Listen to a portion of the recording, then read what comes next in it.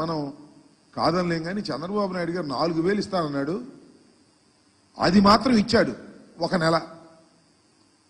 Next month ఆ తర్వాత ఏం జరిగిద్దో మనం చెప్పలేం. ఇస్తాడు, కొంత దూరం పోయిన తర్వాత అనర్హులు చాలా మంది ఉన్నారు. జగన్మోహన్ రెడ్డి గారు అనర్హులకే ఇచ్చేశాడు కాబట్టి అనర్హుల్ని ఏరివేస్తామని చెప్పేసి వాళ్ళలో కొంతమందిని ఏరివేసినా ఆశ్చర్యపడవలసినటువంటి అవసరం లేదు అని ఈ సందర్భంగా నేను చెప్పదలుచుకున్నా. ఇంకా గ్యాస్ సిలిండర్ల పని, ఆ సూపర్ 6 పని నేనేం ప్రత్యేకంగా చెప్పాల్సిన అవసరం లేదు.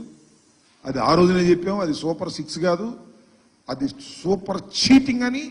అదే చీటింగ్కి వాళ్ళ చంద్రబాబు నాయుడు గారు మాట్లాడుతున్నాడు. మనం చాలా ఆశ్చర్యం, అసెంబ్లీలో మాట్లాడుతున్నాడు. మేము సూపర్ 6 అని అనేక హామీలు ఇచ్చాం. ఆ హామీలన్నీ చూస్తుంటే ఆ పైన స్క్రీన్ మీద అసెంబ్లీలో భయం వేస్తుంది అన్నాడు.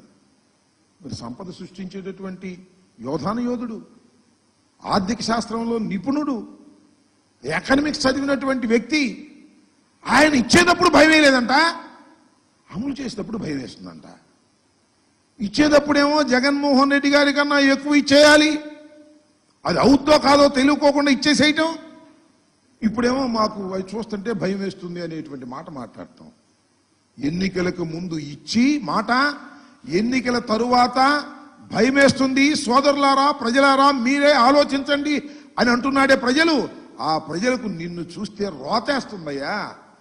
హామీ ఇస్తావు, హామీ నిలబెట్టుకోలేని నీ ముఖాన్ని చూసినప్పుడు ఆంధ్ర రాష్ట్ర ప్రజానీకానికి రోత వేసేటటువంటి పరిస్థితి, పశ్చాత్తాపం ప్రారంభమైంది. అయ్యయ్యో ఎందుకు వేసాంరా, చంద్రబాబు నాయుడు గారి మాటలు విని ఎందుకు ఇన్ని అబద్ధాలు